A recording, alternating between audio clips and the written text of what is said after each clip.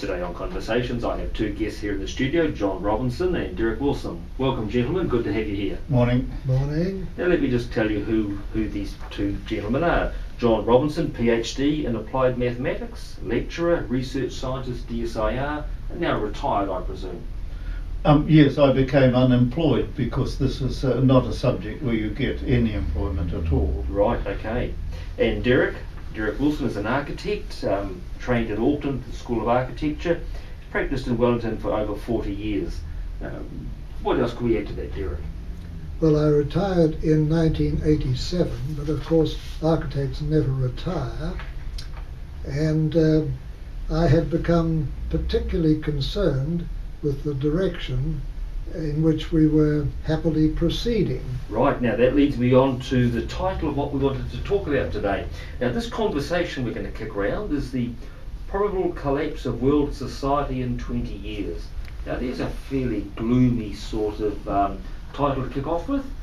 Who wants to lead the way? Well, if I can give you an idea of my career change. Sure. Around 1974 we were studying the limits to growth. It had come out in 1972, and that was a computer model that suggested that around about 2030 or 2050, sometime around then, the world would move into an overshoot and decline mode. And sounds pretty mild, overshoot and decline. What it means is that there'd be not enough food to feed the increased world population, and you'd be facing the deaths of 3 to 6 billion people. And I thought that that was a pretty good model. Now, where did the model generate? Who actually instigated the study? Well, the Club of Rome was formed from some international business people who'd been travelling the world and who'd noticed that the problems that they saw were not local in scope anymore, but were quite global. Everywhere they went, they saw the same pollution, overcrowding and so on. So they formed this club in 1968 and commissioned some very successful academics at MIT to build a model and study what was happening to the world. Okay. And it was the report then was the work of the people who did that study, not the Club of Rome. And how was that report received generally around the world? With some scepticism or with... The two groups here, a minority group who I call the scientists, such as myself, read it and understood that they had used about the best data that they could get hold of, and it was a fairly reasonable depiction. The majority was total denial, even to the extent that they set up a United Nations study which quickly claimed that they disproved the limits to growth. And it took, this is worth knowing about this sort of story, that it took a year before I could comment on that study because they didn't publish their report for a year, at the end of which time you realise they ran their model to the year 2000 and switched it off. And they saw no problems. I can tell you that's exactly what you get from the limit to growth, because the problems come 30 or 50 years after that. So there's an awful lot of con going on, a lot of spin and so on. Right, let me probably jump to where you want to come to later. The report was done in 1976, was it 78? Well, 72 limits to growth, 74 I get into the subject, and okay. For a decade or so I could work as a freelance person, Right. first in DSIR and then contract work, and it was a real boom subject for 10 years, and along came Thatcher, Reagan and Roger Douglas, and the lid went on the whole thing. Right, now 30 years down the track from when the report was written, 40 years down the track, aren't we? How accurate has the modelling been? Are the key points that they generated, are they actually falling into line? Spot on. There was a report by CSIRO. You see, in New Zealand our whole science establishment has been destroyed. We don't have a DSIR, but in Australia they still have a CSIRO, so they can still do a bit of independent science over there. And a chap has published a report following the forecasts and seeing what's happened, and it's just quite spot on all the measures. Right. Okay, I guess we've got two topics created here, haven't we? We've got the report that came out from the Club of Rome and its acceptance or rejection by the science community. But inside that story is your own personal story in relation to those reports and your scientific work. Is that a fair? Oh, absolutely. I think my story, I mean, I don't want to blow myself up as being that important, but the story of my life is the story of what has been happening in the world.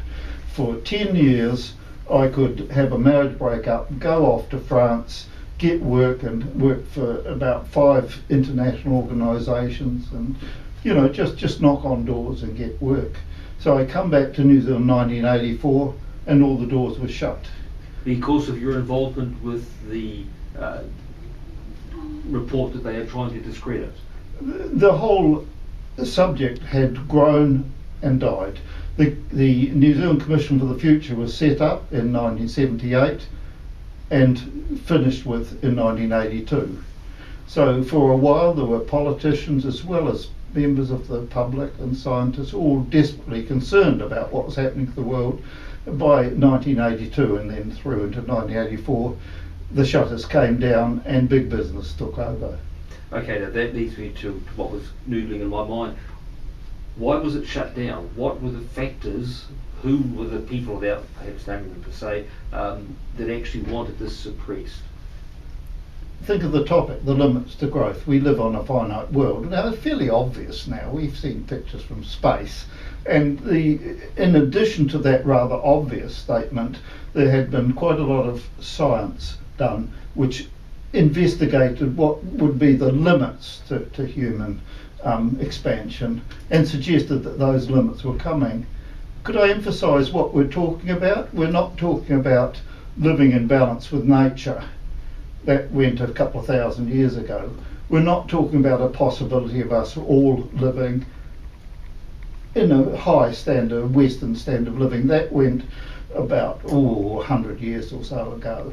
That's impossible now. We're talking about whether or not massive numbers of people will starve in war and pollution, you know, starvation and so on. And what I'm saying is that although you cannot forecast with absolute accuracy, there's a very high probability that that's on the horizon. Right, well, even to reduce it to simplistic terms, and I don't want to do that too much, it's obvious that oil, for example, is a finite resource, that it cannot last forever. You can't pump more out of a puddle than there's actually in there. Yes, and that's been known for a long time. In 1956, Hubbard forecast that the US would have an oil peak around 71, and the first thing that the authorities did was to double the estimate of reserves. Well, they can do that on a bit of paper, but they did nothing in the real world. And came 1971, there was the oil peak, and the American oil peak meant that after that America became an importer of oil, and that fueled the oil shocks of the 70s. So you can see we've been in this oil peak situation for decades now. Right. And eventually we've got to the point where the oil production has peaked 5 years ago, and it's been pretty level ever since. Right. Now, do you want to explore the oil peak issue at this point, or should we put that on hold and come back to it in a few minutes' time? Should we take care of it? Yes, indeed. What I want to emphasise, first of all, it's a long-term thing, and secondly, we're 5 years into it. So don't say, I wonder if we'll have an oil peak sometime soon. Just look at the data. Now, if you, to give you an idea of what's going on, if you go back to the year 2000, you have very many oil engineers saying the peak is coming around 2005. So that forecast was there. The forecast was that the peak would be a plateau. That is, it wouldn't just go up and suddenly down. It would go up and level off. Okay. And the third part of the forecast is that the price would go haywire. Right. Can we define what you mean by peak, first of all? Well, that's part of the point. You can define it in different ways. Right, okay. I think a lot of people think of the peak as the peak of a sharp mountain. You go up, hit the top and bounce back down again. That is not what was forecast. It's more a plateau.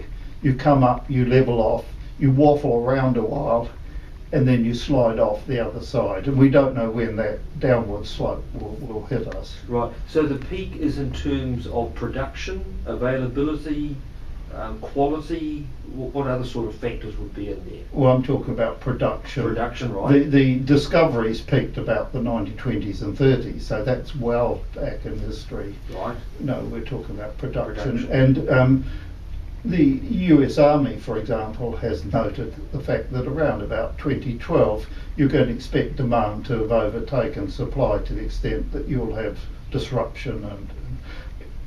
But it's no surprise to talk about war over oil, is it? We've had Iraq, haven't we? Where does cost enter into the peak oil production issue? Because surely as the production levels, then the cost must rise, both in terms of people trading, but also in terms of it getting harder to extract from the ground. Where we're at the moment is that it's still easy to get it from the ground. We've taken about half out, but we've still got a fair amount left. The price is largely profit, and that's a very important feature for the world economy, because when the price of oil goes up by $100 a barrel, which it did a few years back, then that's putting about 3 trillion a year into the world economy, and that is petrodollars. It's money slushing around that needs to find a home, and this is why the world economy was coming apart a couple of years ago, not because the price went up. When the price went up, there was tons of money slushing around, and the world economy is a bubble economy at the moment. It demands more and more money. You know, if you can keep loaning out money, if more money is coming into your hand to loan out the following day. But what happened was that the price collapsed, and 2 months later, when that money was no longer available, that's when the world economy collapsed. So the point I'm making is that the price will go up again, and it will again collapse the world economy. We're in big trouble. Right. I think the whole point is emphasized when one realizes that we're using between 4 and 6 barrels of oil for every 1 found. And when you think about that, we are in deep trouble. Right, so we are actually consuming more energy compared to the energy that we gain from that expenditure. Yes. Right. Well, who would run their bank account spending more money to earn less? It's not good bookkeeping, is it? Okay, Derek, tell me, how did you get into this scenario? Obviously, John, science background, Club of Rome report, he's seen it, discovered it, and realised that there's validity in it. What's your journey into this process? Well, as I said earlier, I retired in 1987 as an architect because I had not only reached the age of 65, when you're automatically kicked out in those days, but I'd become very concerned with the course which our civilization appeared to be on. I have 6 grandchildren, and not only was I concerned with humanity, but I was particularly concerned with my grandchildren's future.